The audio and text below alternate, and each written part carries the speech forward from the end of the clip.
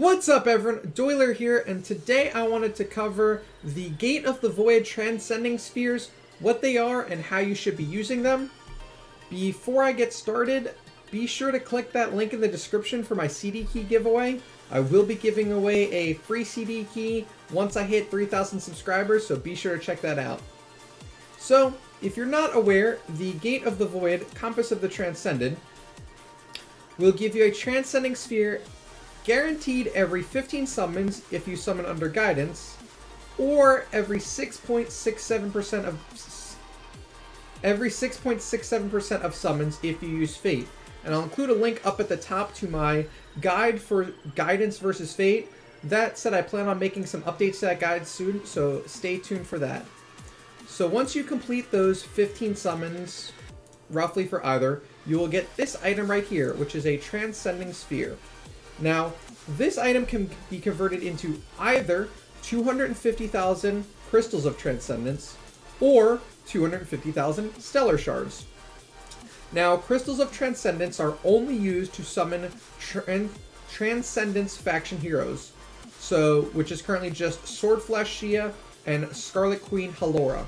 So it takes 5 million of these Crystals of Transcendence to summon a Void hero, whereas Stellar Shards are used to imprint either Transcendence faction heroes or Void-enabled heroes, as you can see with this Void 2, almost Void 3 ticks. So it would take me 18,000 Stellar Shards to up his attack another level. So, generally speaking, you should always be using these on Stellar Shards. First of all, imprints are a huge boost to your heroes, whether or not you have Void faction heroes or not. If you have multiple V3 heroes, or even just 1 or 2 V3 heroes, they're going to crush heroes without imprints. It is a huge boost in stats.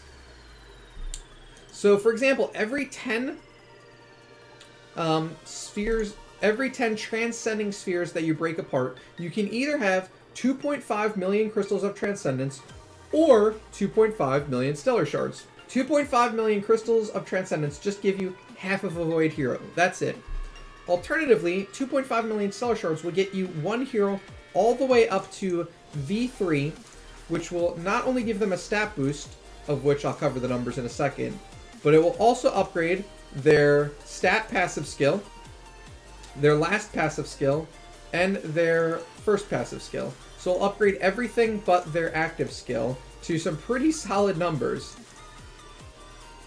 If you use these spheres for Crystals of Transcendence, all you are doing is saving time. You will eventually get your 5 million Crystals of Transcendence just by doing your Realm's Gate, Void Vortex, and your occasional summons inside the Compass of the Transcended.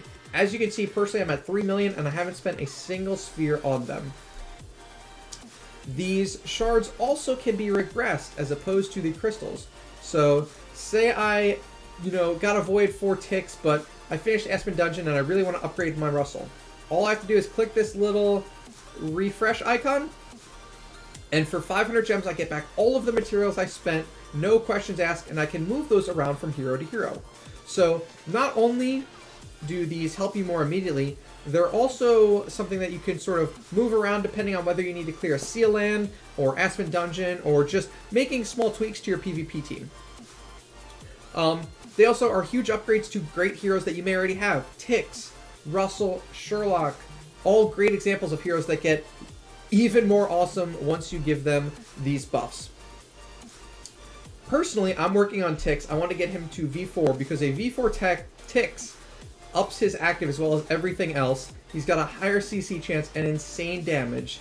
V4 Tix is basically required if you want to make a push for Valiant in the Void Vortex.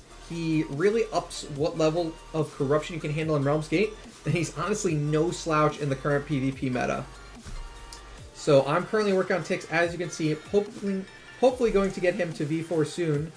And let me put my money where my mouth is while I'm talking about this, and let's open all 7 of these and get some Stellar Shards. So as you can see, I now have 1.7 million Stellar Shards, which I can then use to imprint my ticks even further. Now, in addition to the fact that you can regress these, the stats they give alone are absolutely huge. So, at Void 1, it gives a total of about 200,000 hit points and 4,200 attack. Void 2 gives an additional 270,000 hit points and 6,000 attack. Void 3 gives an additional 330,000 HP and 7,900 attack. And finally, V4 gives another 330,000 HP and 7,200 attack. This means, and note that this is for Void enables non-transcendent heroes, so Tix, Sherlock, Rogan, etc. This means that if you push a hero all the way to Void 4, they will gain 1.15 million base hit points, so this is before runes, tech, and so on, and 24,000 base attack. That almost doubles a hero's base attack. In some cases it does. So Tix goes from 24,672 attack to 48,672 attack. For a hero's attacks and stats are based on his attack, this is absolutely huge and something you really want to push for as soon as possible. In addition to that, the only real reason you might want to push for Crystals of Transcendence is if you plan on going for multiple Void-enabled heroes. So say you're just now spending, but you want to build a Halora and a Shia and maybe even an Asmodel.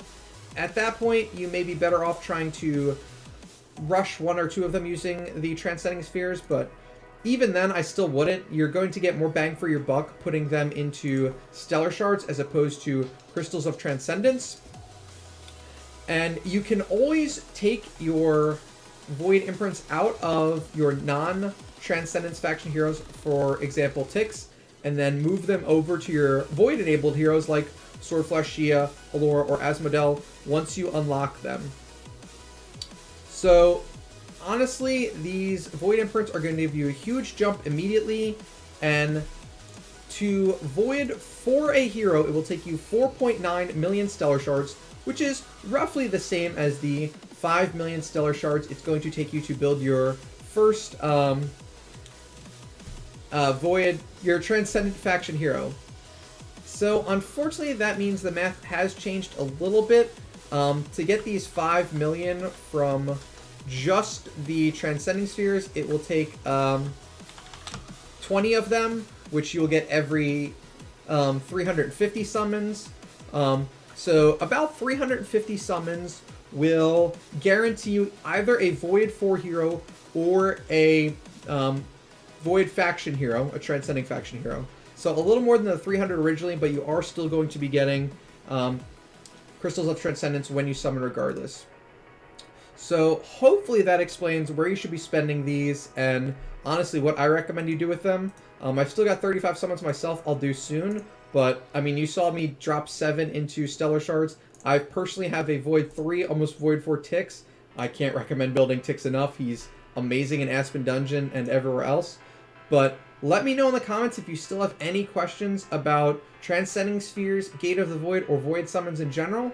But I will include a link in the description to my Guidance versus Fate current video for those of you that are curious. But be sure to hit that subscribe button if you want me to get to 3,000 sooner and win that CD key. I'll catch you guys tomorrow.